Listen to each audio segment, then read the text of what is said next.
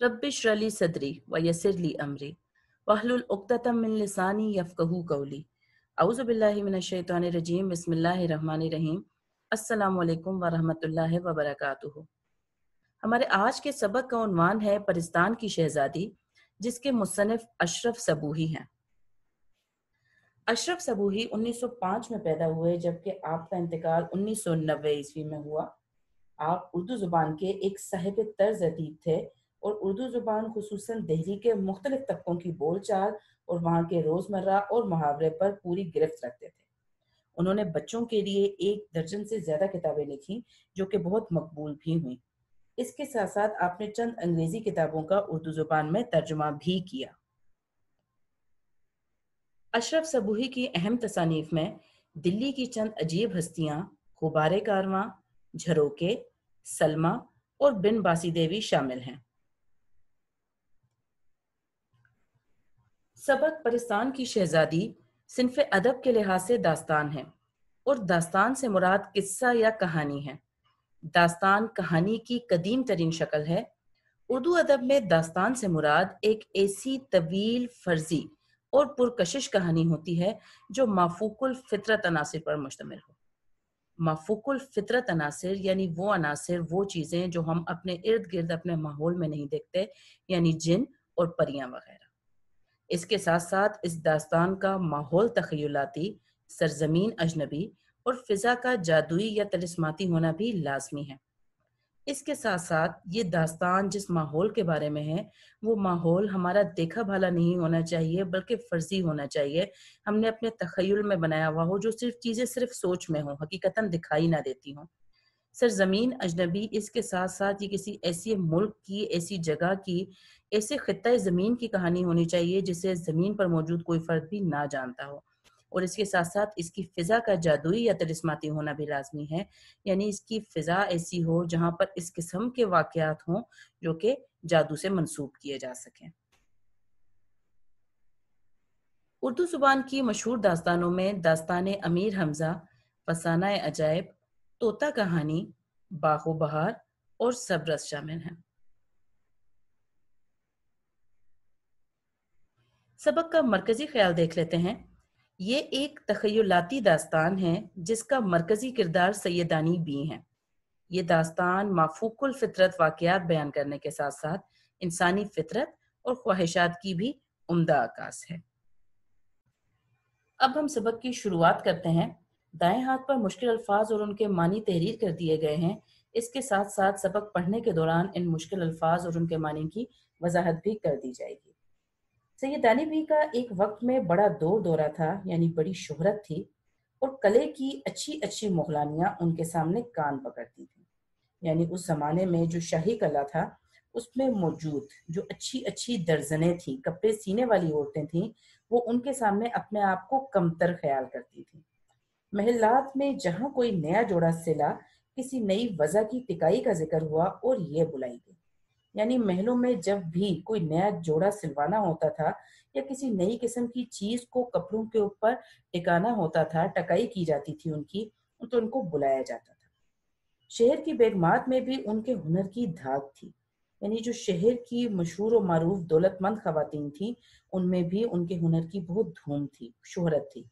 सब उन्हें आंखों पर बिठाते थे, सब उनकी बहुत इज्जत किया करते थे उनके हुनर की वजह से। आज पालकी चली आ रही है कि बड़ी सरकार ने बुलाया है। पालकी उस जमाने में औरतें एक जगह से दूसरी जगह जाने के लिए इस्तेमाल किया करती थी। खास तौर पे जो औरतें बाइज्जत हुआ करती थीं या दौलतमंद हुआ करती थीं, उनको इज्जत की निशानी के तौर पे, हुर्मत की निशानी के तौर पे पालकी में बैठा के एक जगह से दूसरी जगह ले जाया जाता। तो सैयदानी बी के लिए बताया जा रहा है कि उनकी उस ज़माने में इतनी इज़्ज़त हुआ करती थी कि कभी कोई एक औरत उनके लिए, कोई बड़ी दौलतमंद औरत उनके लिए कभी पालकी भेजती थी। कल डोली खड़ी हुई है कि नवाब सुल्तान जहां बेगम ने याद किया है। तो अगले दिन किसी और खातून की तरफ से, यानी किसी नवाब की बेगम की तरफ से डोली खड़ी हुई होती थी कि आप तशरीफ ले आइए, आपसे कुछ काम है। न रात को फुर्सत थी, ना दिन को चैन। हुनर की वजह से जो सैयदानी बी को अल्लाह ताला ने हुनर बख्शा था कि बहुत खूबसूरत सिलाई किया करती थीं, अलग-अलग किस्म की नई-नई किस्म की सिलाई किया करती थीं, टिकाई किया करती थीं। अपने हुनर की वजह से نہ ان کو رات کے وقت فارغ وقت مل پاتا تھا اور نہ ہی دن کو آرام آتا تھا، کیونکہ کہیں نہ کہیں کام کے سلسلے میں مصروف رہتی تھی۔ صبح کہیں مہمان ہیں تو شام کو کہیں، لیکن رہے نام سائیں کا، مراد اللہ تعالیٰ۔ بڑھاپا آیا تو ہاتھ پاؤں نے جواب دے دیا۔ بڑھاپا جیسے ہی ان کا آیا تو ان کے ہاتھ پاؤں نے کام کرنا چھوڑ دیا، آنکھیں دھندلا گئیں، یعنی کم دکھائی دینے لگا۔ اب کون پوچھتا؟ جب ہاتھ پاؤں کام نہ کر سکیں، دکھائی نہ دے سکے، تو ان کا ہنر بھی ویسا نہ رہا، لہٰذا اب انہیں کوئی بھی نہیں پوچھتا تھا۔ دنیا اور مطلب، یعنی یہ دنیا تو صرف مطلب ہی کی وجہ سے کسی کی عزت کرتی ہے۔ جب مطلب نکل جاتا ہے یا جب یہ امید ہوتی ہے کہ اب مطلب نہیں نکل سکتا، تب مطلب کے بغیر اس شخص کی کوئی عزت نہیں ہوتی۔ مطلب نہ رہا تو کیسی خاطرداری؟ مطلب ختم ہو گیا تو اب کیسی عزت؟ ہارے وقت کا کوئی ساتھی نہیں، یعنی وہ شخص جو وقت کی جنگ ہار جاتا ہے، ہاتھ پاؤں کی طاقت چھوڑ بیٹھتا ہے، اس کا کوئی ساتھی نہیں ہوتا۔ بیچاری کو ٹکڑے کا سہارا دینے والا بھی کوئی نہ تھا، یعنی اس حد تک محتاج ہو گئی کہ 2 وقت کی روٹی ملنا بھی ناممکن ہو گیا۔ جب بہت پریشان ہوئی تو پڑوس میں ایک میر صاحب رہتے تھے، ان کی بیوی نے انہیں ترس کھا کر اپنے پاس رکھ لیا۔ تو نہایت اچھے میاں بیوی ان کے پڑوسی تھے۔ ان کی بیوی نے انہیں رحم کھا کر کہ ان کا کوئی بھی نہیں ہے، ان کی اولاد نہیں ہے، کوئی اور عزیز نہیں ہے جو انہیں سنبھال سکے، انہوں نے ترس کھا کر انہیں اپنے پاس رکھ لیا۔ سنا ہے کہ یہ نہایت شریف گھرانے کی بیٹی تھی۔ مرہٹا گردی میں ان کا خاندان تباہ ہو گیا، یعنی جب مرہٹوں نے ادھر حملہ کیا اور ظلم و ستم کیا تو اس میں ان کا تمام خاندان مارا گیا۔ برس دن کی بہئی بیوہ ہو گئی، یعنی ان کی شادی کو کم و بیش کوئی 1 سال کا عرصہ گزرا تھا کہ بیوہ ہو گئی، یعنی ان کے شوہر کا انتقال ہو گیا۔ اس زمانے میں دوسری شادی کرنا بڑا عیب سمجھا جاتا تھا، بری بات سمجھی جاتی تھی عورتوں کے لیے دوسری شادی کرنا۔ مغلانی کا پیشہ اختیار کر لیا، لہٰذا انہوں نے اپنی گزر بسر کرنے کے لیے درزن کا پیشہ اختیار کر لیا، یعنی لوگوں کے کپڑے سلائی کرنے لگی اور اپنی ہنر مندی کی بدولت رنڈاپا گزار دیا۔ رنڈاپا کہا جاتا ہے بیوگی کے دور کو، یعنی جب کسی عورت کا شوہر مر جاتا ہے اور اپنے شوہر کے بغیر وہ جو زندگی گزار رہی ہوتی ہے خود محنت کر کے، یہ عرصہ رنڈاپا کہلاتا ہے، بیوگی کا زمانہ۔ جوانی تو عزت آبرو سے کٹ گئی، خوب کمایا، ہزاروں روپے انعام میں دیے، مگر رکھنا نہ جانا، یعنی ان کی نہایت عزت سے جوانی گزر گئی، کیونکہ انہوں نے ہزاروں روپے میں لوگوں سے انعام لیے جن لوگوں کا کام کرتی تھی۔ جب وہ ان کے کام سے خوش ہوتے تھے تو جتنی اجرت بنتی تھی اس سے زیادہ انعام دے دیا کرتے تھے، مگر انہوں نے پیسے کو سنبھال کے نہ رکھا۔ دل کی حاتم اور طبیعت کی نرم تھی۔ اب ہم سب جانتے ہیں کہ حاتم تائی بہت سخی انسان تھا۔ یہاں پر سخاوت کی مثال دی جا رہی ہے اس کی، کہ سیدانی بی بھی اس کی طرح اپنے دل میں دل کی بہت سخی تھی اور طبیعت میں بھی نرمی موجود تھی۔ اور قرآن شریفوں میں ایک یہی عیب ہوتا ہے، یعنی برائی ہوتی ہے کہ وہ وقت کی قدر نہیں کرتے، یعنی انہیں محسوس ہوتا ہے کہ جو آج وقت ہے وہ ہمیشہ اسی طرح رہے گا۔ خدا کی بے نیازی وہ بھول جاتے ہیں، اس بات کو بھول جاتے ہیں کہ اللہ تعالیٰ بے نیاز ہے، آج اگر بہت دے رہا ہے، نواز رہا ہے، تو ہو سکتا ہے کل کچھ بھی نہ دے۔ بنے ہوئے زمانے میں بگڑنے کا خیال بھی نہیں آتا، جانتے ہیں کہ یہی لہر بہر رہے گی، یعنی ان کو یہ لگتا ہے کہ جو خوشحالی آج ہمارے پاس موجود ہے ہمیشہ یہی خوشحالی رہے گی۔ سیدانی بھی جوانی بھر اس غلط فہمی کا شکار رہی، ان کو پوری جوانی یہ غلط فہمی رہی کہ جس طرح آج کما رہی ہوں آخر تک ایسے ہی کماتی رہوں گی۔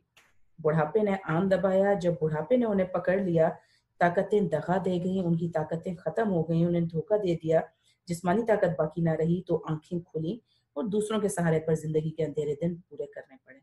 لیکن اس وقت کچھ بھی نہیں کر سکتی تھی۔ جب ان کو ہوش آیا تو جوانی گزر چکی تھی، بڑھاپا آ چکا تھا، لہٰذا اب ان کو دوسروں کے سہارے کی، دوسروں کی مدد کی محتاج تھی، اور اسی طرح ان کی جو زندگی کے اندھیرے دن تھے جن میں خوشحالی کا دور دور تک کوئی نام و نشان نہیں تھا، ان کو ایسے ہی پورے کرنے پڑے۔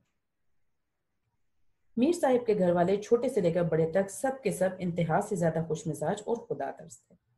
اب بتایا جا رہا ہے میر صاحب جنہوں نے انہیں پناہ دی، جن کے گھر میں یہ رہنے لگی، ان کے گھر والے چھوٹے سے لے کر بڑے تک سب کے سب بہت زیادہ خوش مزاج اور اللہ تعالیٰ کا خوف کھانے والے لوگ تھے۔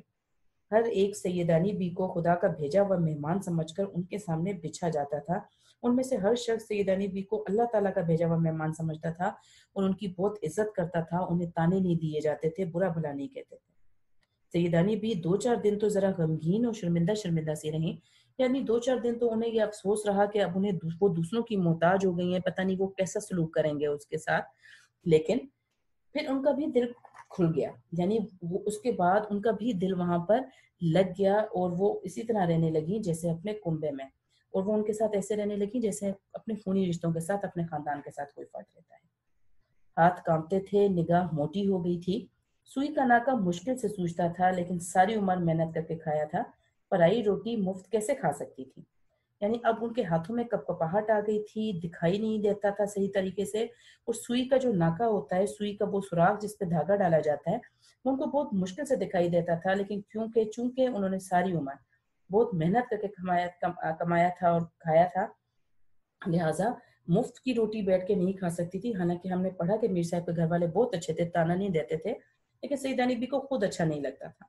لہٰذا انہوں نے کیا کیا کہ صبح کو نماز پڑھ کر بچوں کو لے بیٹھتی، جو اس گھر کے بچے تھے، نماز پڑھنے کے بعد ان کو لے بیٹھتی اور قرآن مجید پڑھاتی، ان کو قرآن مجید پڑھایا کرتی، نصیحتیں کیا کرتی، یعنی جو بڑوں کا کام ہوتا ہے کہ بچوں کو سمجھانا کہانیوں کے ذریعے، حکایتوں کے ذریعے، تو وہ بھی اسی طرح سے ان کو نصیحتیں کیا کرتی، اچھے کام کرنے کی تلقین کرتی۔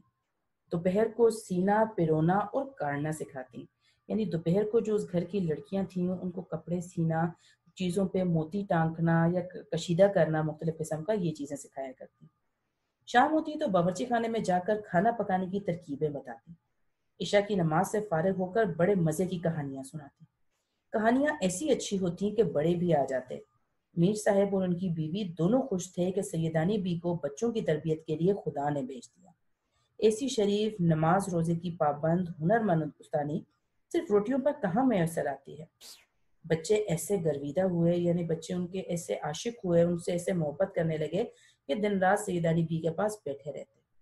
اب چونکہ سیدانی بی بچوں کو وقت دیا کرتی تھی، انہیں کہانیاں سنانا، چیزیں سکھانا، تو اس وجہ سے بچے بھی ان سے بہت محبت کرنے لگے اور دن رات سیدانی بی کے پاس بیٹھے رہتے، کیونکہ وہ انہیں کسی نہ کسی کام میں مصروف رکھا کرتی۔ مشہور تھا کہ سیدانی بی پرستان میں بھی ہو آئی ہیں۔ اس زمانے میں وہاں پر یہ چیز بات مشہور تھی عام لوگوں میں کہ سیدانی بی کبھی پرستان بھی گئی تھیں۔ وہاں کے بادشاہ نے انہیں اپنی بیٹی کا جہیز ٹانکنے کے لیے بلایا تھا۔ اب وہاں کیوں گئی تھی وہ وجہ بتائی جا رہی ہے کہ جو پرستان کا بادشاہ تھا، اس کی بیٹی کی شادی تھی، لہٰذا اس نے اپنی بیٹی کا جہیز ٹانکنے کے لیے، یعنی کپڑوں کی سلائی کرنے کے لیے، ان کے اوپر مختلف قسم کے جواہرات لگانے کے لیے، جو موتی وغیرہ ہوتے ہیں وہ لگانے کے لیے ان کو بلایا تھا۔ اور انہوں نے وہاں کئی دن رہ کر بڑے بڑے تماشے دیکھے ہیں، یعنی وہ اب پرستان گئی تھی تو پرستان میں جو انوکھی باتیں ہوا کرتی تھیں انہوں نے وہ وہاں رہ کر دیکھی ہیں۔ گھر والوں کو یہ خبر تھی، لیکن کبھی خیال نہیں آیا کہ سیدانی بی سے پوچھتے تو کیا بی سچ مچ تم پرستان گئی ہو؟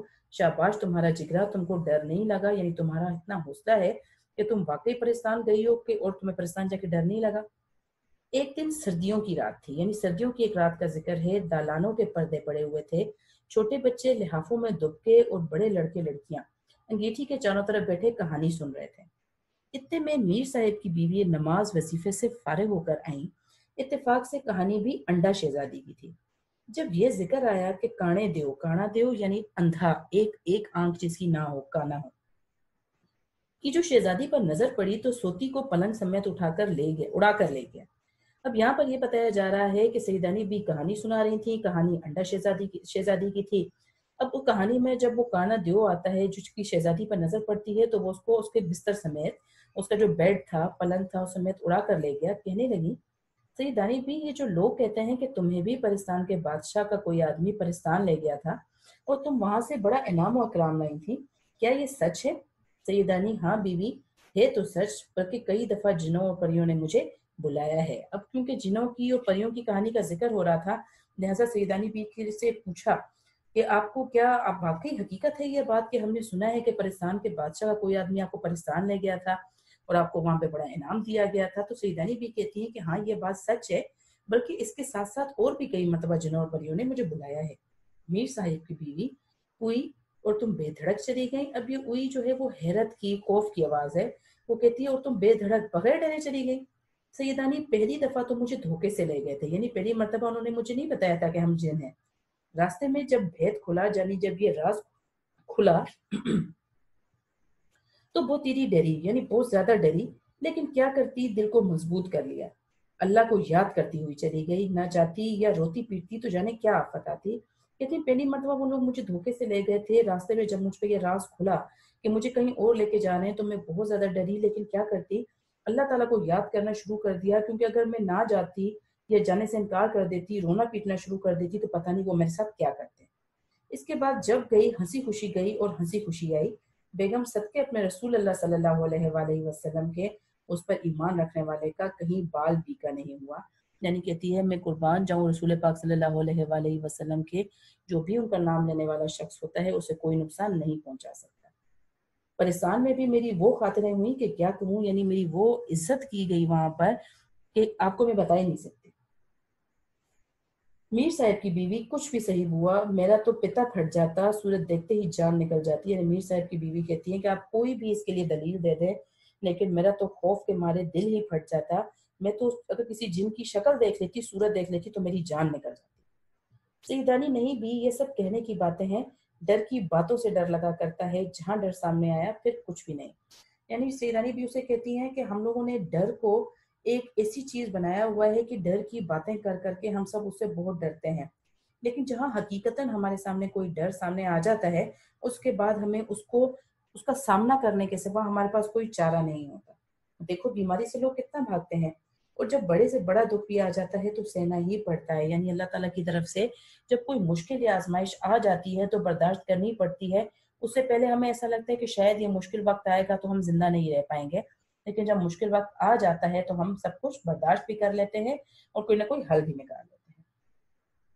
میر صاحب کی بیوی، میں تو پھر کہوں گی کہ تم کو شاباش ہے، صد رحمت اس پر جس نے تمہیں دودھ پلایا۔ یعنی اس کی ماں کے لیے کہتی ہیں کہ اس پہ اللہ تعالیٰ کی بہت ساری 100 سے زیادہ رحمتیں نازل ہوں، جو کہ تمہاری ماں تھی کہ تم اتنی بہادر ہو۔ وہ اسی بہادر عورت تھی کہ تم بھی اتنی بہادر ہو۔ اچھا ہمیں بھی تو بتاؤ کہ کیا ہوا تھا، کیوں گئی تھیں، پاکستان کیسا ملک ہے اور وہاں کیا کیا دیکھا۔ اب اسے وہ اصرار کرتی ہیں کہ آپ ہمیں بھی بتائیں کہ وہاں پہ کیا ہوا، آپ کیوں گئیں، پاکستان کیسا ملک ہے، آپ نے وہاں پہ کیا کیا دیکھا۔ سیدانی کو قصہ یاد آتا ہے تو کلیجے پر سانپ لوٹنے لگتا ہے۔ یعنی کہتی ہے جب مجھے وہ وقت یاد آتا ہے تو مجھے ایک قسم کی جلن یا پھر آپ حسد رشک آپ کہہ لیں مجھے محسوس ہوتا ہے۔ پاکستان کی شہزادی جس کے جوڑے ٹانکنے گئی تھی بہت سر ہوئی، یعنی اس نے بہت ضد کی۔ دوسری پریوں نے بھی منتیں کی کہ سیدانی اماں یہیں رہ جاؤ، دنیا میں اب تمہارا کون ہے، مگر میں نے ایک نہ مانی۔ مجھ بدنصیب کو تو اپنے جیسے انسانوں کی بے مروتیاں دیکھنی تھیں، یعنی بدلحاظیاں دیکھنی تھیں۔ پاکستان میں کیوں بستی، وہ تو اللہ نے تمہارے دل میں رحم ڈال دیا جو گور گڑھے کا ٹھکانہ ہو گیا۔ گور گڑھے کا ٹھکانہ یعنی کفن دفن کا سبب بن گیا، ورنہ تیرے میرے دروں کی ٹھوکریں۔ میر صاحب کی بیوی سیدانی بھی سب اللہ کے ہاتھ میں ہے، بندے میں کیا طاقت ہے کہ بھوکے کو دے یا پیٹ بھرے سے چھینے۔ ہر ایک اپنی تقدیر کا کھاتا ہے، ہماری کیا اصل کے کسی کے ساتھ سلوک کریں، وہ زبردستی ہم سے تمہاری خدمت کرا رہا ہے۔ یہاں پر سیدانی میر صاحب کی جو بیوی ہیں وہ سیدانی بی سے یہ کہتی ہیں کہ ہم آپ کی جتنی بھی خدمت کر رہے ہیں یہ در حقیقت ہم نہیں کر رہے، بلکہ اللہ تعالیٰ کا احسان ہے کہ وہ ہم سے یہ سارا کا سارا کام کروا رہا ہے۔ سیدانی خیر اب تم کو اپنی بیتی کہانی سناؤ۔ سیدانی بھی کہتی ہیں چلو اچھا میں اب تمہیں اپنی کہانی سناتی ہوں۔ بیگم یہ وہ دن تھے کہ نواب اعظم الدولہ بہادر کی اکلوتی بیٹی کے بیاہ کی تیاری ہو رہی تھی، بیاہ کی شادی کی تیاری ہو رہی تھی۔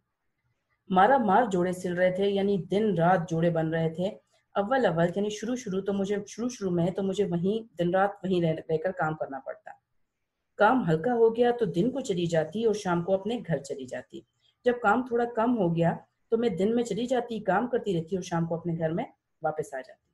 ایک روز جیسے بچے مکتب سے بھاگتے ہیں، یعنی کہتی جس طرح بچوں کا دل نہیں چاہتا ہے اسکول جانے کو یا پڑھنے کے لیے درسگاہ جانے کو، میرا بھی جانے کو جی نہیں چاہا، اور کئی جگہ سے بلاوے آئے نہ گئی، اور کئی جگہ سے لوگوں نے مجھے کام کے لیے بلوایا لیکن میں نہ گئی، میرا دل ہی نہیں چاہ رہا تھا جانے کا۔ شاید جمعہ تھا، کتنے ہی دن نہائے کو ہو گئے تھے، خوب نہائی، شام ہو گئی۔ یعنی اس دن کہتی میں نے اپنی تھکن خوب اتاری، آرام کیا اور نہائی، شام ہو گئی۔ بونٹ پلاؤ مجھے خوب بھاتا ہے، بونٹ پلاؤ جو کچے سبز چنے ڈال کر جو پلاؤ بنایا جاتا ہے اسے بونٹ پلاؤ کہتے ہیں۔ تو کہتی ہے مجھے بونٹ پلاؤ بہت پسند ہے، ماما سے یعنی جو میری گھر کی ملازمہ تھی ان سے بونٹ پلاؤ پکوایا۔ تھکی تھکائی لیٹی تھی، اتنے میں جھٹ پٹا ہو گیا، یعنی شام کا وقت ہو گیا، اندھیرے کا وقت ہو گیا۔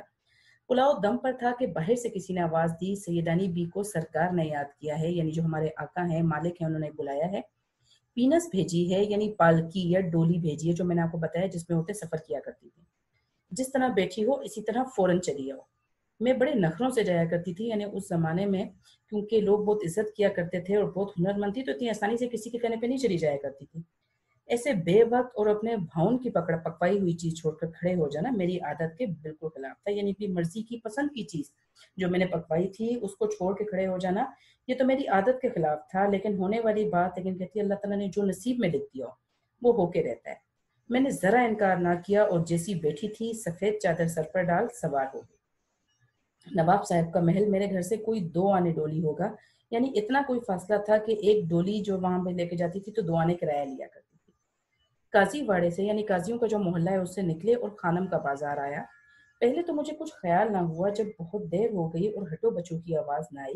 यानी जब बाजार से डोली लेके गुजरते थे तो बाजार में भीड़ होती थी और जो डोली लेके लोग चल रहे होते थे वो हटो बचो की आवाज लगाते थे, यानी आप सामने से हट जाइए, रास्ता दे दीजिए क्योंकि हम डोली लेके गुजर रहे हैं। तो कहती है जब काफी देर हो गई और बाजार में मुझे हटो बच्चों की आवाज ना आई, बाजार के चिराग भी झलकते हुए दिखाई ना दिए। यानी हमें पहले ही बता दिया गया था कि ये शाम का वक्त था, तो शाम के वक्त तो चिराग भी रोशन हो जाते हैं। तो कहती है जब मुझे हटो बच्चों की आवाजें नहीं आई, चिराग जलते हुए दिखाई ना दिए, तो पर्दे की झिरी खोली। जो पर्दे में पर्दा लगा हुआ था उसका एक सुराख सा बना के बाहर देखने के लिए उसको थोड़ा सा खोल दिया। अब जो देखती हूँ तो जंगल साए साए कर रहा है, यानी सुनसान जंगल, खामोशी की आवाज है और पीनस को जैसे पहिए लगे हुए हैं, और जो डोली जिसमें मैं बैठी हुई हूँ उसको पहिए लगे हुए हैं। यानी ऐसा नहीं लग रहा कि कोई इंसान उठाकर चल रहा है, बल्कि ऐसे दौड़ती जा रही है जैसे नीचे पहिए लगे हों, उड़ी चली जा रही है। कलेजा धक से हो गया, यानी बहुत ज्यादा खौफ आग महसूस होने लगा। बदन में सनसनियां आने लगी, यानी जो ठंडी ठंडी लहरें हैं जिसम में खौफ की वजह से वो दौड़ने लगी। हाथ पांव ठंडे पड़ गए कि ये क्या गजब हुआ। खौफ की वजह से हाथ पांव ठंडे पड़ गए कि ये क्या हो गया। ये मुए कहार कहाँ लिए जाते हैं, यानी जो मरने के काबिल डोली उठाने वाले लोग हैं, ये मुझे कहाँ लेके जा रहे हैं। इस जंगल में कौन सी सरकार है, यानी इस जंगल में कौन सा इनका आका रहता है। लेकिन मरता क्या ना करता, लेकिन कहती मेरे पास कोई ऑप्शन नहीं था, चॉइस नहीं थी, यानी कोई मेरे पास रास्ता नहीं था। दिल कड़ा करके, यानी दिल मजबूत करके मैंने अपनी आवाज निकाली और पूछा, एक कम बख्तो, मुंह से तो फूटो, मुझे कहाँ ले जाओगे। यानी ये उनसे पूछती है कि बोलती कि कम अज कम मुंह से बोल दो कि मुझे कहाँ लेकर जाओगे, और वो तुम्हारी कौन सी सत्यानाशी सरकार है। सत्यानाशी यानी बुरा हो तुम्हारे उस आका का जो मुझे इस तरह से बुलवा रहा है, वो कौन है, मुझे बताओ तो सही। हंसते हुए किसी ने जवाब दिया, सैयदानी भी खफा क्यों होती हो, बादशाह सलामत ने बुलाया है, कोई दम में महलात दिखाई देते हैं।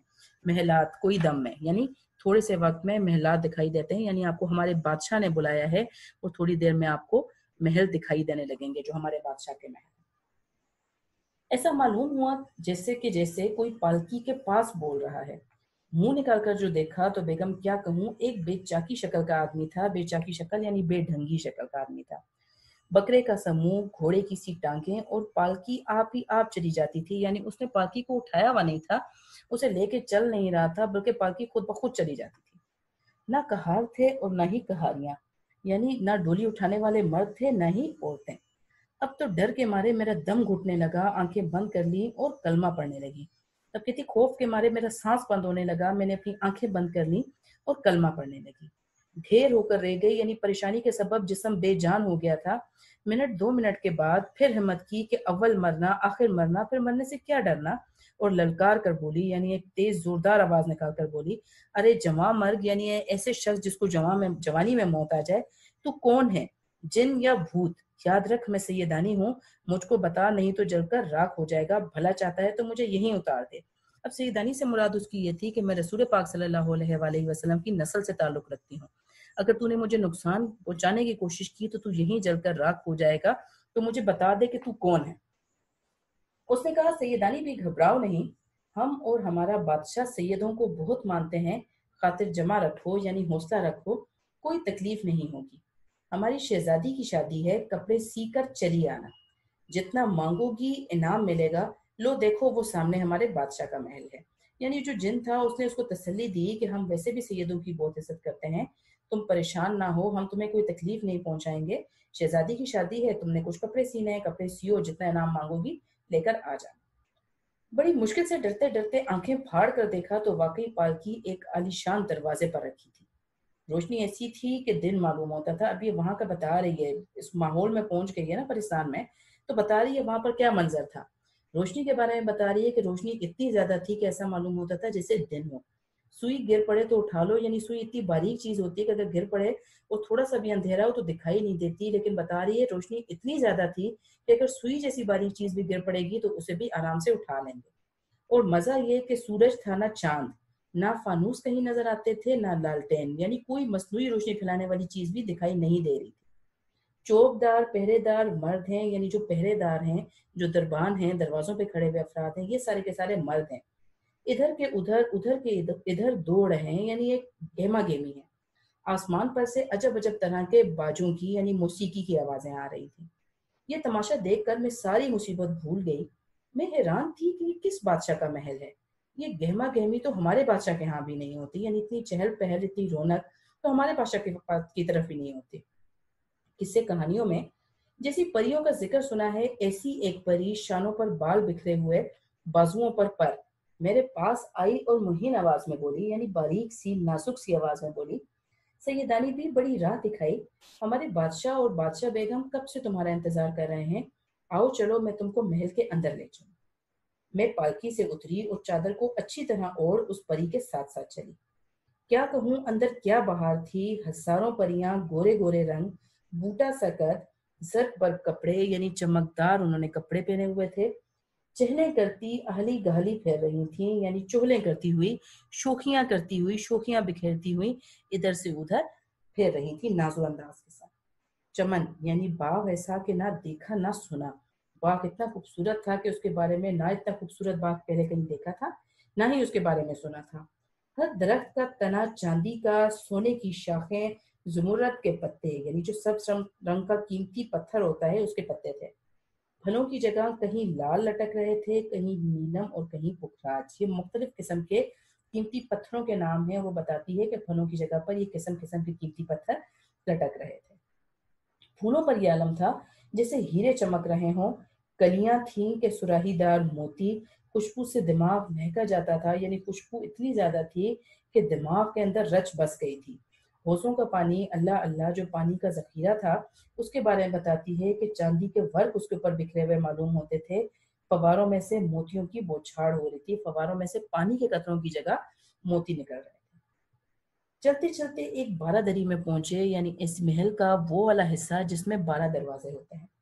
اب بارہ دری کی سجاوٹ بیان کرتی ہے کہ میں نے قلعے کے دربار بھی دیکھے ہیں، مگر اس جیسا سما آج تک نظر سے نہیں گزرا۔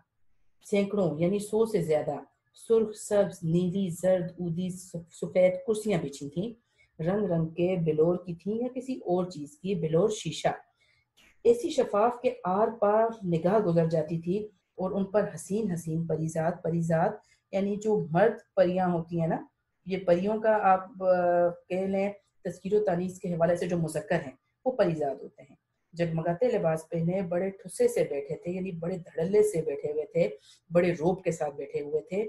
ان کئی رنگ کی جو شیشے کی کرسیاں تھیں یا کسی اور چیز کی، لیکن اتنی شفاف تھیں کہ آر پار نگاہ گزر رہی تھی۔ ان پہ بتا رہی ہے کہ حسین پریزاد بیٹھے ہوئے تھے اور بڑے روب اور دبدبے کے ساتھ بیٹھے تھے۔ بیچ میں ایک نمگیرے کے نیچے، یعنی بیچ میں ایک سائبان، ایک قسم کی چھت لگی ہوئی تھی، اس کے نیچے ایک بڑے یاقوت کے تخت پر ایک قیمتی پتھر ہے، اس کے تخت پر جس میں ہیرے اور پنے کی پچی کاری کا کام تھا، یعنی جس کے اوپر نقاشی کا کام ہوا تھا ہیرے کی، بادشاہ اور بادشاہ بیگم عجیب شان سے بیٹھے ہوئے تھے، یعنی خوب شان و شوکت کے ساتھ بیٹھے ہوئے تھے۔ بادشاہ بیگم کے پہلو میں ایک لڑکی کوئی 14-15 برس کی، چہرہ جیسے 14ویں رات کا چاند، زلفیں کھلی ہوئی، کئی رنگ کے پر اور ایسے چمکدار کہ آنکھ نہیں ٹھہرتی تھی، سر پر نیم تاج یعنی آدھا تاج رکھے بیٹھی تھی، اور تینوں کی پوشاکیں یعنی تینوں کے جو لباس تھے وہ ایک رنگ کی ہوں تو بتاؤں، گھڑی میں 4 رنگ بدلتی تھی۔ یعنی یہ بتاتی ہے کہ جب میں سامنے گئی تو تخت کے اوپر بادشاہ بیگم یعنی بادشاہ تھا، اس کی بیوی تھی اور ان کی بیٹی بیٹھی ہوئی تھی۔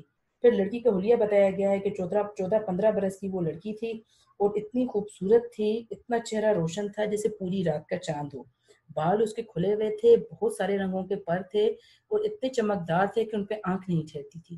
جو شہزادی تھی اس نے سر پہ آدھا تاج رکھا ہوا تھا، اور بادشاہ، اس کی بیوی اور اس کی بیٹی، تینوں کے لباس ایسے تھے کہ ان میں ایک ایک لمحے میں 4 رنگ دکھائی دے رہے تھے۔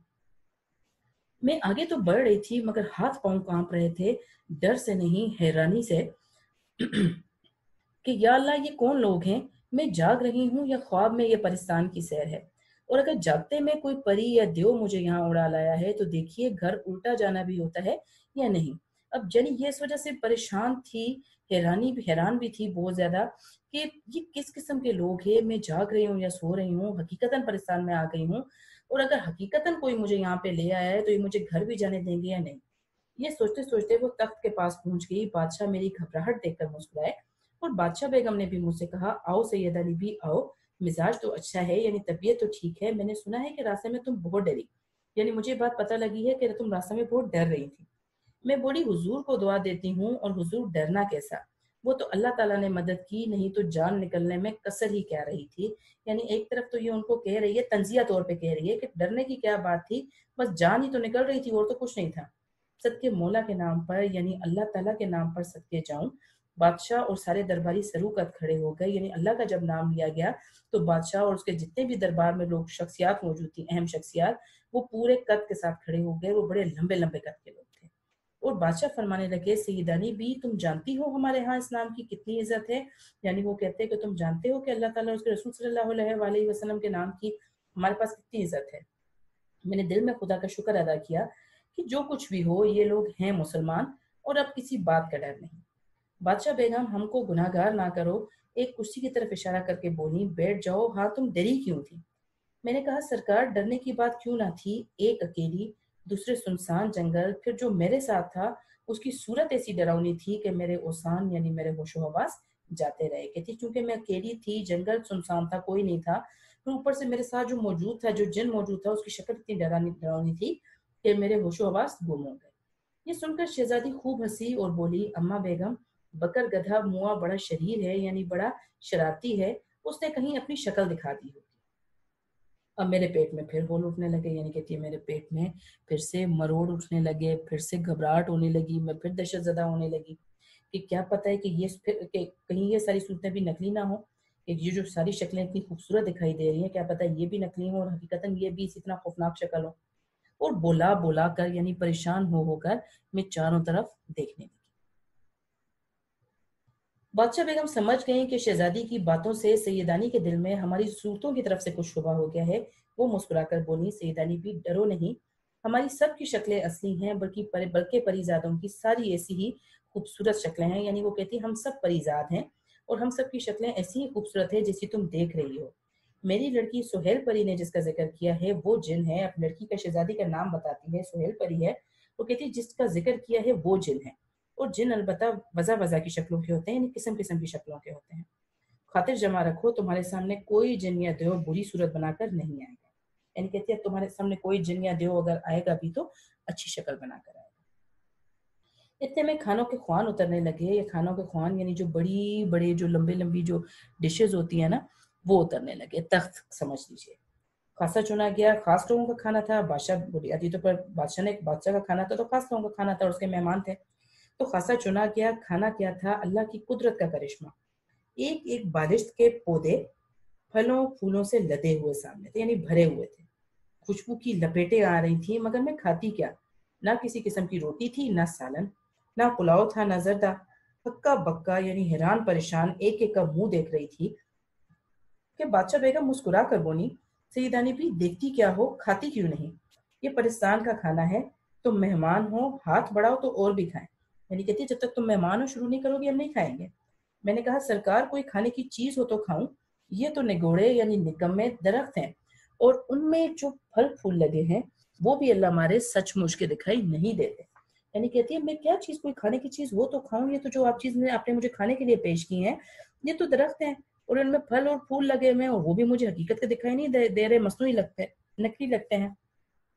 شہزادی الہڑ نے میرے اس کہنے پر، الہڑ شوخ اور شریر، اس نے میرے اس کہنے پر ایک فرمائشی کہکہا لگایا اور کہنے لگی، یعنی جان بوجھ کر اس نے ایک کہکہا لگایا اور کہنے لگی، سیدانی بھی جیسا سنا تھا کہ آدم زاد بڑا بھولا ہوتا ہے، یعنی سیدھا سادہ معصوم ہوتا ہے انسان بڑا، تو میں ویسا ہی پایا، تم بالکل ویسی ہی ہو۔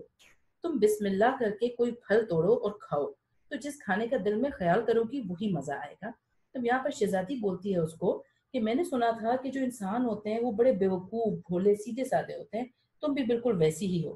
تم بسم اللہ پڑھو، اللہ تعالیٰ کا نام لے کر کوئی بھی پھل توڑو اور کھاؤ، اور کھاتے ہوئے تم نے یہ کام کرنا ہے کہ تم کسی کھانے کے بارے میں سوچو، جس کھانے کے بارے میں سوچو گی تمہیں وہی مزہ آئے گا۔ بیگم یقین مانو، ایک زرد زرد جو پھل توڑ کر میں نے منہ میں رکھا، کیا کہوں، دلی میں تو میں نے کسی ایسے ذائقے کا بونٹ پلاؤ کھایا نہ ہوگا۔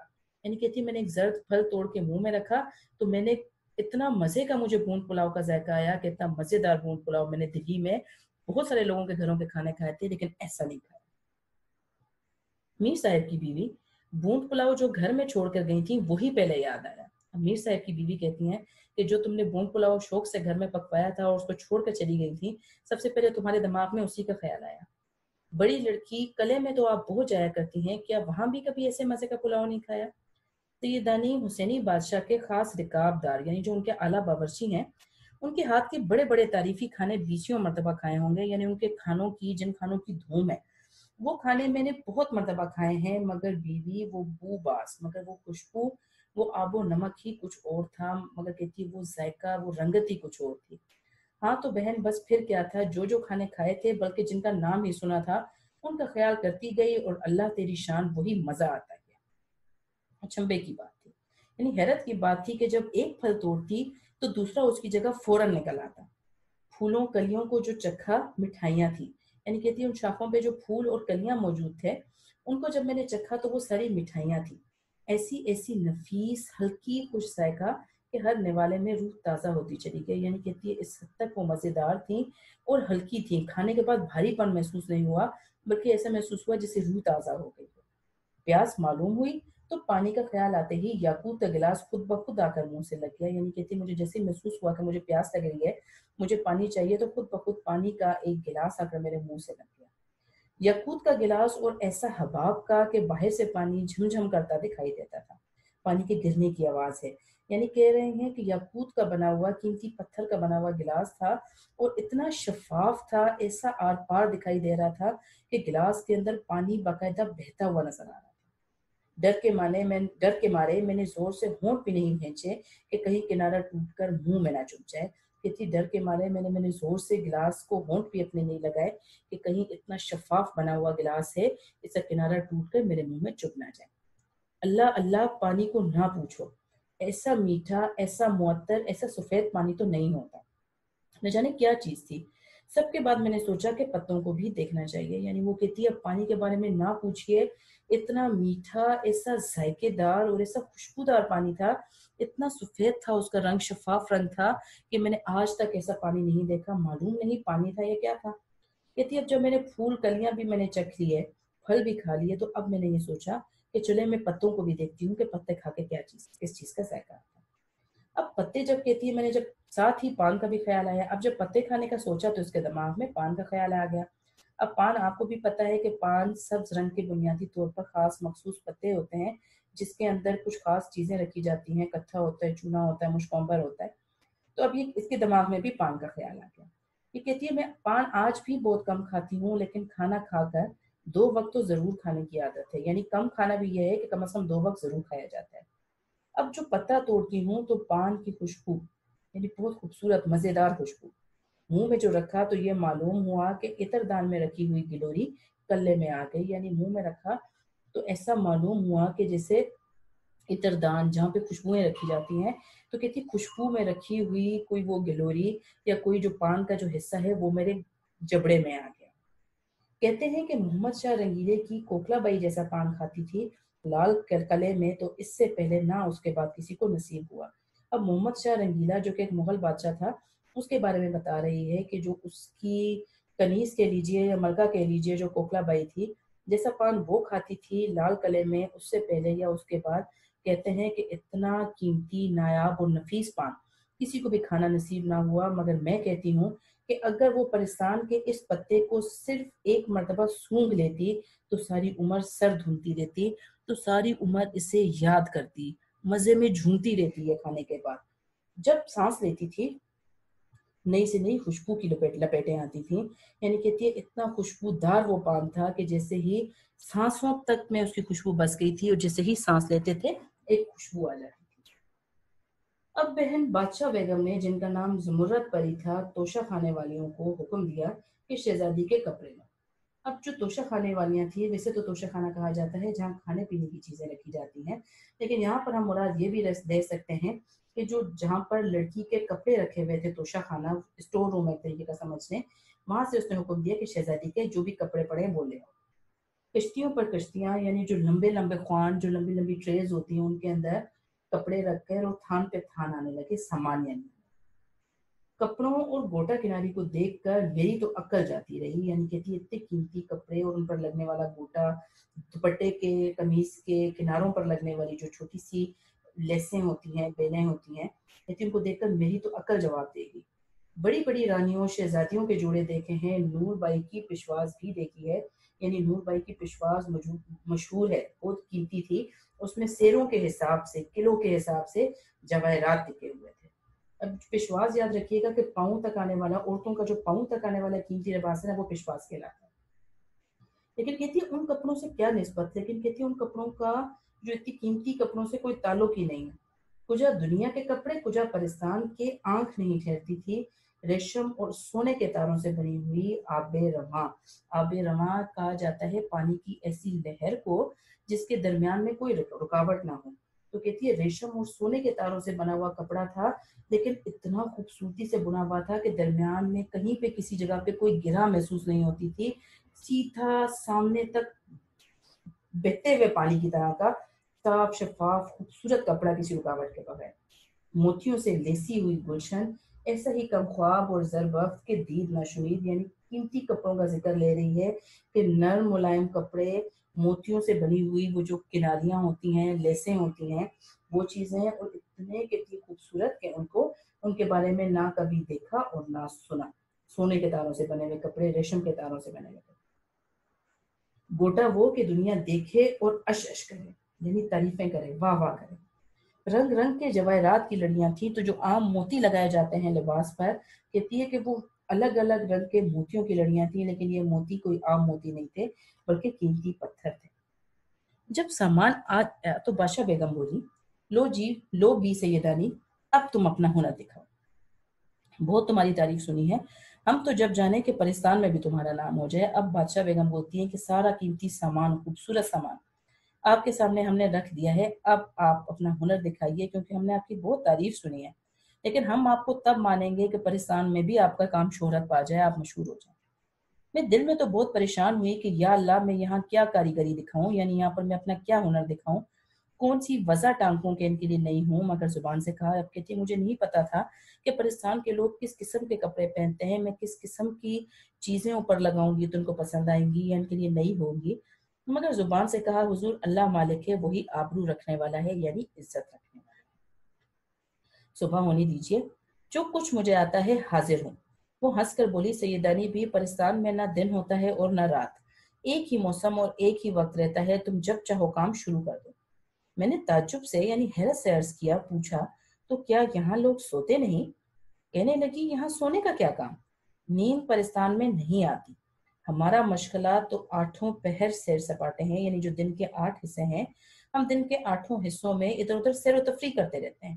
پرستان سے جی اکتایا تو دنیا والوں کے خوابوں میں چلے گئے، یعنی کہتے ہیں جب پرستان میں گھومتے پھرتے تنگ آ جاتے ہیں تو ہم دنیا میں موجود انسانوں کے خوابوں میں چلے جاتے ہیں۔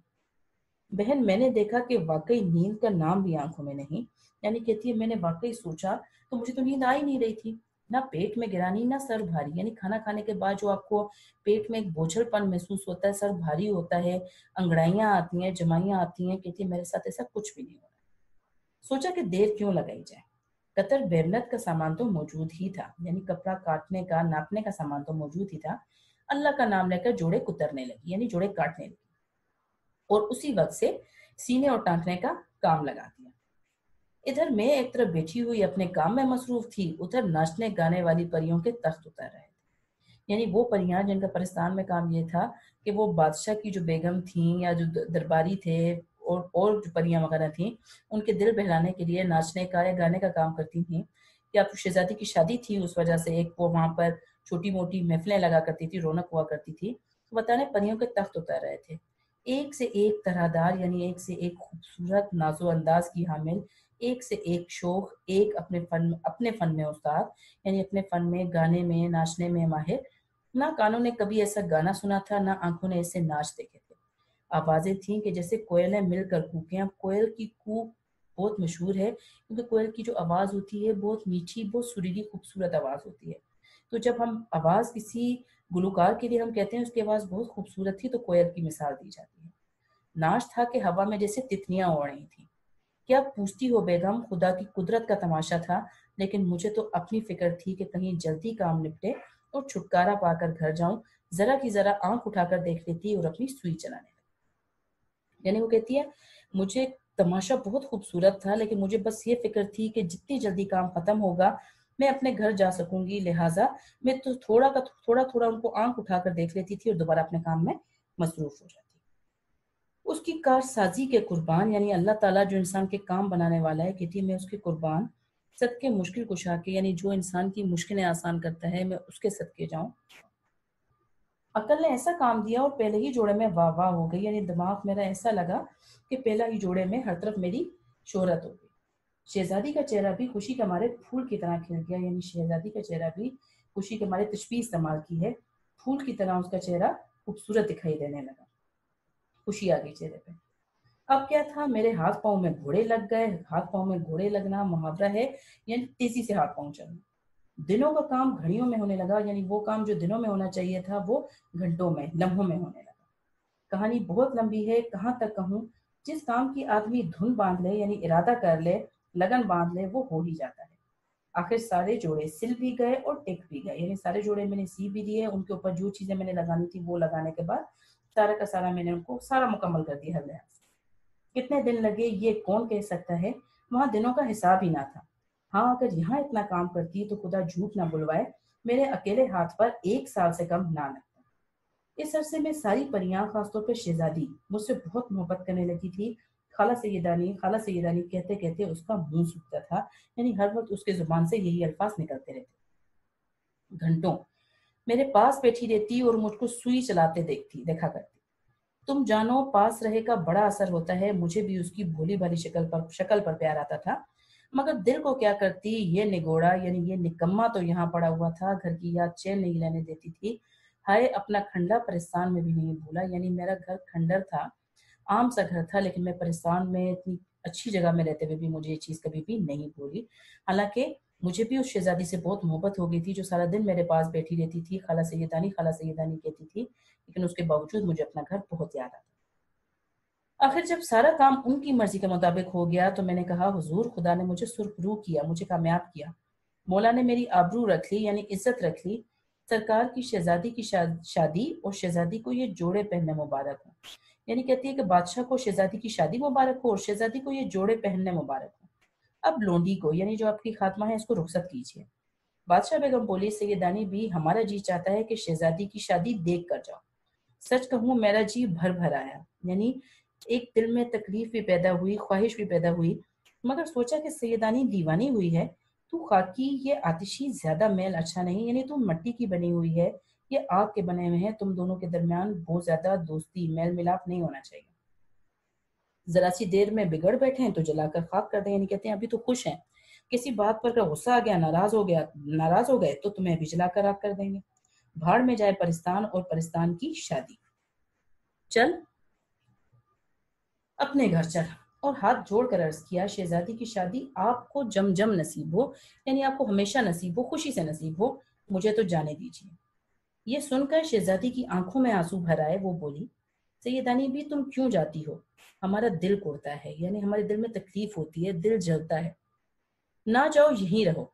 मेरे कलेजे पर चोट सी लगी, यानी इसको तकलीफ हुई शहजादी के अल्फाज से। बड़ी मुश्किल से अपने आप को संभाल कर बोली, सैयदानी तुम पर वारी, यानी सैयदानी तुम पर कुर्बान हो जाए, निसार हो जाए। बीवी, तुम अपने जी भारी ना करो, यानी अपना दिल बुरा ना करो। बीवी उस जमाने में किसी इज्जतदार औरत को मुखातिब करने के लिए बीवी का लफ्ज कहा जाता था। तुम बुलाओगी तो 100 दफा आऊंगी। एकाएकी, यानी अचानक दुनिया नहीं छूट सकती, क्योंकि मिट्टी मिट्टी में खुश रहती है। यानी कहती है, तुम बुलाओगी, तुम अपना दिल बुरा ना करो, तुम जितनी मर्तबा बुलाओगी मैं उतनी मर्तबा आऊंगी, लेकिन मैं दुनिया में रहने की आदी हूँ, मैं एकदम से दुनिया नहीं छोड़ सकती, क्योंकि मैं मिट्टी से बनी हुई हूँ और मिट्टी मिट्टी में ही खुश रहती है, यानी दुनिया में ही खुश रहती है। शहजादी तो कुछ खफा और कुछ रोनकती सी होकर उठ खड़ी हुई, यानी रोने वाले मुंह बनाकर, रोने वाली सूरत बनाकर उठ गई। बादशाह बेगम बोली, अच्छा भी सैयदानी, तुम्हारी मर्जी, जाओ खुदा हाफिज। और उसी कल मोहे बकर गधे को हुक्म दिया कि सईदानी बी को उनके घर पहुंचा दे। यानी जो काले मुंह वाला, ये एक किस्म की समझ ली गाली है, बुरा लफ्ज है। इतनी उसी कल मोहे को हुक्म दिया कि सईदानी बी को उनके घर पहुंचा दो।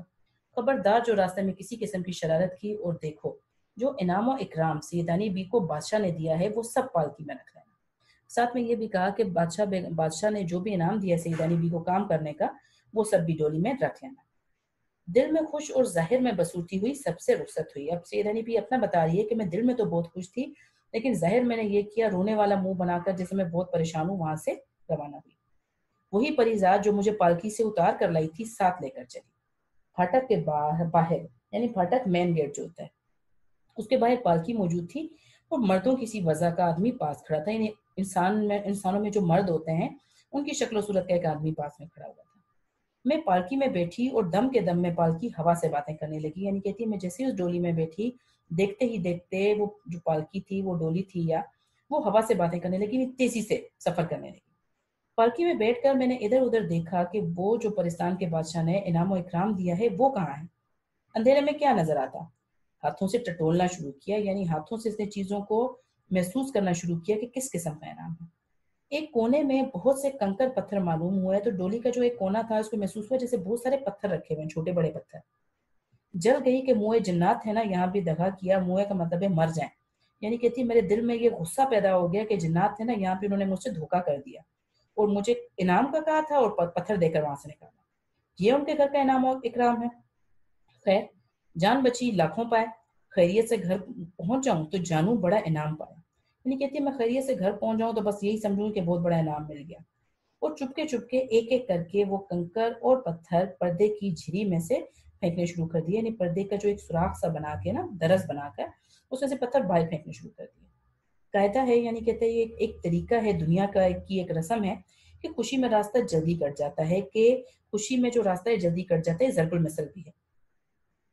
آنکھیں بند کرتے میں گھر آ گیا، یعنی کہتے مجھے بس اتنا محسوس ہوا کہ یہ میں نے پلک جھپکی ہو اپنے گھر میں پہنچ گئی۔ دیوری میں پالکی رکھی گئی، چراغ جل رہا تھا، پردہ جو الٹا اور چراغ کی جوت جو پڑی تو کیا دیکھتی ہوں کہ جنہیں میں کنکر پتھر سمجھ رہی تھی وہ جواہرات ہیں۔ اب کہتی جب میں گھر میں پہنچی تو دروازے کے ساتھ دہلیز پہ وہ پالکی رکھی، چراغ جل رہا تھا۔ اب جو میں نے پردہ ہٹایا پالکی سے اور جو چراغ کا شعلہ جب اندر پڑا پالکی کے، تو میں دیکھتی ہوں کہ جن چیزوں کو میں پتھر سمجھ رہی تھی وہ ہیرے جواہرات ہیں، قیمتی پتھر ہیں۔ بڑے بڑے تو میں نے سب پھینک دیے تھے، دو چار ننھے سے باقی تھے، یعنی بڑے بڑے اس نے سارے پھینک دیے تھے بیکار پتھر سمجھ کے، اور چھوٹے چھوٹے سے باقی رہ گئے تھے جن کو شاید وہ اس وقت محسوس نہیں کر سکی۔ سر پیٹ لیا، یعنی پریشانی کی وجہ سے اپنے ہی سر کو پیٹنے لگی کہ اتنی دولت کھوئی۔ نگوڑی پھینکنے کی کیا ضرورت تھی، یعنی اپنے آپ کو برا بھلا کہہ رہی ہے کہ چیزیں پھینکنے کی کیا ضرورت تھی، ایسا ہی تھا تو گھر آ کر پھینک دیتی۔ لیکن بہن تقدیر کی کھوٹ کہاں جاتی ہے، لیکن کہتی ہے تقدیر میں اگر خرابی ہو تو وہ اپنا آپ دکھا کے رہتی ہے۔ نصیب میں تو پتھر بھی نہ تھے، ہیرے لال زمرد کیوں ملتے۔ ایک ایک پیر من بھر کا ہو گیا، یعنی قدم بھاری ہو گئے، چلا ہی نہیں جا رہا تھا صدمے کی وجہ سے۔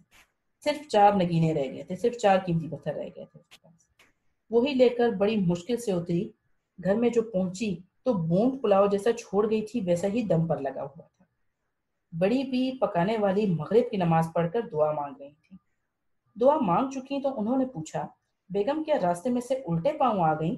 خیر تو ہے، یعنی اس نے کہا کہ ابھی تو گئی تھی، اب بھی واپس آ گئیں، خیریت تو ہے؟